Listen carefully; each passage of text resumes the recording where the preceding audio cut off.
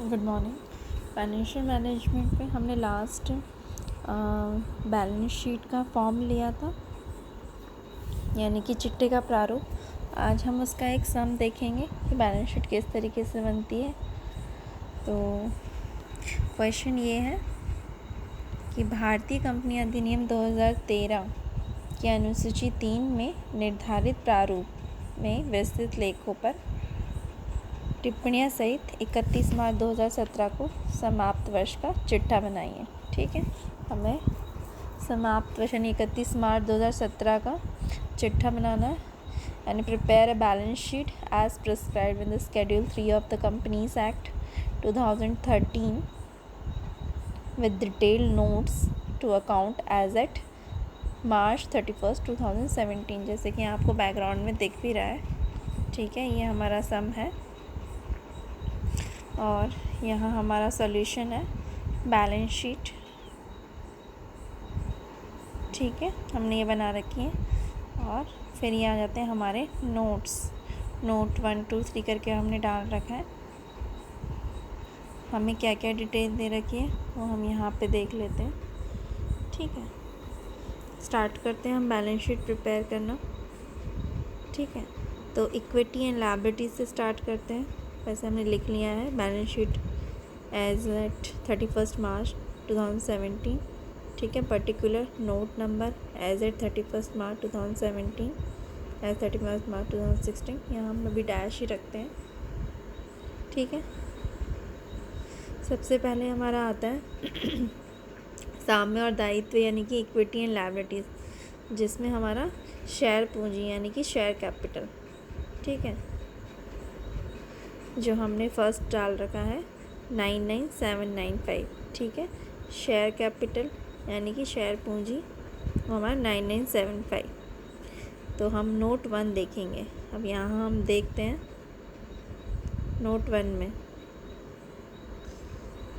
ठीक है, तो उसमें क्या आ रहा है, issued subscribed and paid up capital, कि भाई शेयर पूंजी वो कितनी थी, 10,000 के शेयर्स, एक कितने का, 10 रुपये का, तो 1 लाख हो गए। जैसे कि हमें यहाँ सम में भी क्वेश्चन में भी दे रखा है इक्विटी शेयर कैपिटल ₹10, ₹1 लाख, जैसे आपको दिख रहा होगा। ठीक है, नोट पे आते हैं तो 10,000 और इक्विटी शेयर्स ऑफ 10 ईच, तो 1 लाख रुपीज़ हो गए। लेस हम उसमें अनपेड जो अलॉटमेंट मनी है, ठीक है, वो माइनस कर देंगे, जो कि कितनी है क्वेश्चन में देखेंगे, वो है हमारे 205 रुपये। ठीक है, तो 1 लाख में से 205 रुपये यानी 99795 ये हमारा आ गया। तो ये हमारा शेयर कैपिटल यानी कि शेयर पूंजी हमने 9975 लिख दिया है। फिर है रिजर्व्स एंड सरप्लस यानी कि आरक्षितियाँ और अधिशेष, वो कितना है तो हम क्वेश्चन में देखेंगे। इसमें हमने नोट 2 डाल रखा है।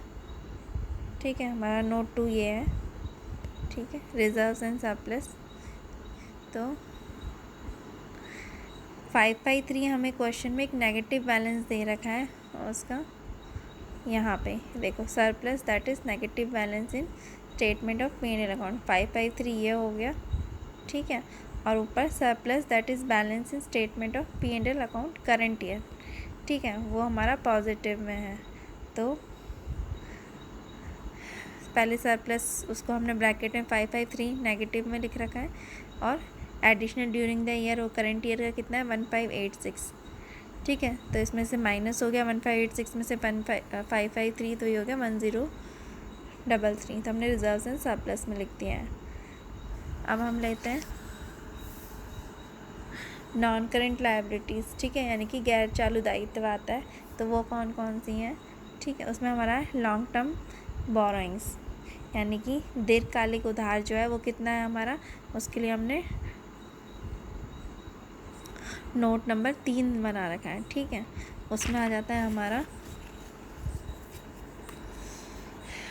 Secured loan. ठीक है, जिसमें हमारा term loan from financial institution, भाई कितना लोन था वो हमने लिया है, तो वो हम देखेंगे ऊपर क्वेश्चन में ये दे रखा है हमें term loan for financial institution 69519, ठीक है। और कितना है, अनसिक्योर्ड बैंक लोन, जो कि हमें क्या दे रखा है, लोन फ्रॉम बैंक यानी 41 रुपये जो है, ठीक है। दोनों का टोटल कितना हो गया, ये हमारी ये रहा हमारा नोट 3, तो 6519 प्लस 41 ये हो गया हमारा 69560, ठीक है, 69560 ये हो गया। फिर हमारी आती है करंट लायबिलिटीज़, ठीक है, चालू दायित्व कौन कौन से हैं, तो उसमें हमने सबसे लिख रखा है, सबसे पहले शॉर्ट टर्म बोरिंग 6181, जो कि हमें क्वेश्चन में दे ही रखा है और हमने उसमें नोट भी डाल रखा है। नोट नंबर हमारा कौन सा है, 4, इसमें हम देख सकते हैं भाई, loans and advances from customer जो क्वेश्चन में दे रखा है, ऊपर क्वेश्चन हमारा ये रहा, ठीक है। Loan from advances from customer 6181, वो हमारी एक करंट लायबिलिटी यानी चालू दायित्व हो गया। फिर आता है हमारा ट्रेड पेबल, ठीक है, यानी कि व्यापार देय, वो कितना दे रखा है इन्होंने, ट्रेड पेबल, यहाँ पे हम देखते हैं ये हमारा 580 और 58085, ये रहा हमारा सन्ट्री क्रेडिटर्स के नाम से है जो, ठीक है, ये हो गया। फिर हम आते हैं उसके सी यानी कि अदर करंट लायबिलिटीज़, और कौन से अन्य कौन सी चालू दायित्व हैं, ठीक है, उसके लिए हमने नोट दे रखा है 6, हम 6 नोट को देखेंगे,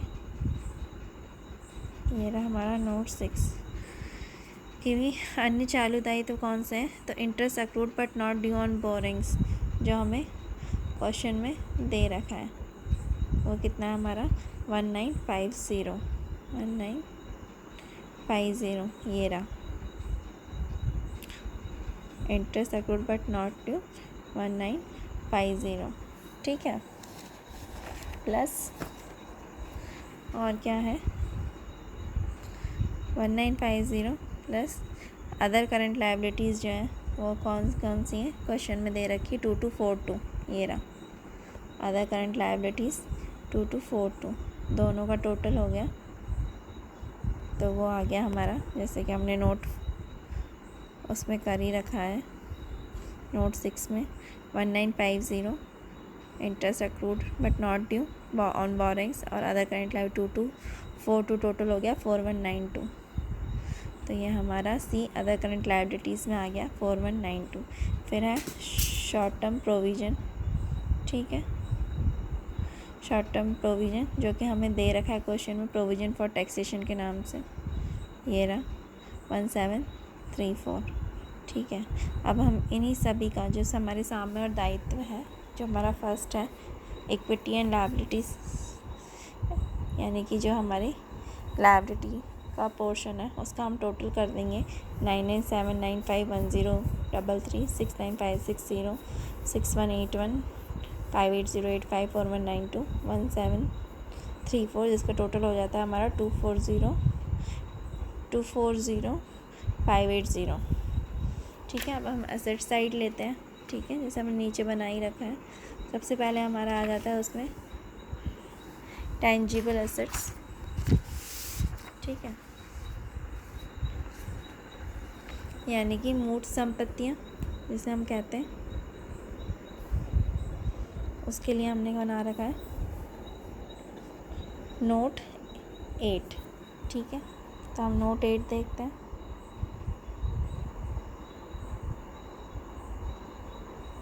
ये रहा टेंजिबल फिक्स एसेट्स कितना दे रखा है हमें क्वेश्चन में, फिक्स एसेट्स एट कॉस्ट कितना दे रखा है हमें,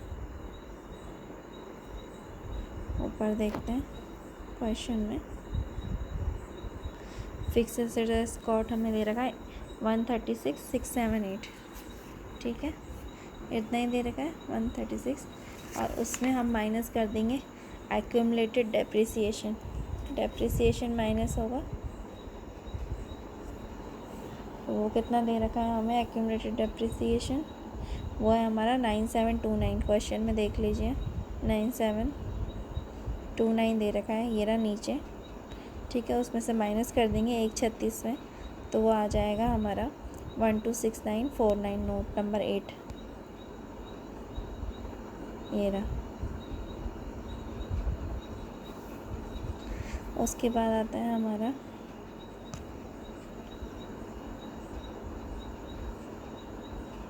कैपिटल वर्क इन प्रोग्रेस, ठीक है, यानी कि चालू पूंजी संकर्ष, वो कितना है, तो हमने वो क्वेश्चन में दे रखा है, कितना लिखा हुआ है हमने 2579, तो हमें क्वेश्चन में वो दे रखा होगा, ये रहा कैपिटल वर्क इन प्रोग्रेस के नाम से 2579, वो हमने लिख दिया। फिर आ जाता है नॉन करंट इन्वेस्टमेंट, ठीक है, यानी कि गैर चालू निवेश, वो हमें 200 रुपये दे रखी है इन्वेस्टमेंट के नाम से क्वेश्चन में, ये रही, तो हमने उसे 200 रुपये दिखा दिया है। फिर और कौन से अन्य गैर चालू निवेश हैं, तो उसके लिए हमने नोट 9 बना रखा है। उसमें कौन कौन से आ जाएंगे, एक तो प्रीलिमिनरी एक्सपेंसेस, ठीक है, जो कि हमें दे रखा है कितना 12 रुपये। दूसरा आ जाएगा हमारा शेयर इशू एक्सपेंसेस, जो कि 3531 क्वेश्चन में दे रखा है, हमें नीचे ही नीचे दे रखा है, ये रहा प्रीलिमिनरी एक्सपेंसेस 12 रुपये और शेयर इशू एक्सपेंसेस 3531, दोनों का टोटल कितना हो गया 3543, जो हमने अदर नॉन करंट असेट्स में यानी कि गैर चालू निवेश में लिख दिया है, ठीक है। अब हम करंट असेट्स की बात करेंगे, ठीक है, यानी कि चालू संपत्ति हो गई। तो सबसे पहले उसमें है इन्वेंट्रीज, यानी कि फिनिश गुड्स, ठीक है, उसमें हमारा आ जाएगा सामान सूची से हम कहते हैं, उसमें हमारे क्वेश्चन में हमें दिया हुआ है फिनिश गुड के नाम से, ये रहा हमारा क्वेश्चन, कितना दे रखा है 70139, तो हमने यहाँ पे लिख दिया है। फिर आ जाएगा ट्रेड रिसीवेबल्स में, यानी कि व्यापार प्राप्य में डेटर्स के नाम से, वो कितना दे रखा है हमें 6272 क्वेश्चन में दे रखा है हमें डेटर्स के नाम से, ठीक है। फिर है कैश एंड कैश इक्विवेलेंट, नकद और नकद समतुल्य, वो कितना है जो हमें बैंक के नाम से दे रखा है क्वेश्चन में, ऊपर ही हमारा क्वेश्चन आपको दिख ही रहा होगा, वो है कितना है ये बैंक है हमारा 6272, हाँ ठीक है, कैश एंड कैश इक्विवेलेंट हमारा 6272, ये बैंक के नाम से दे रखा है।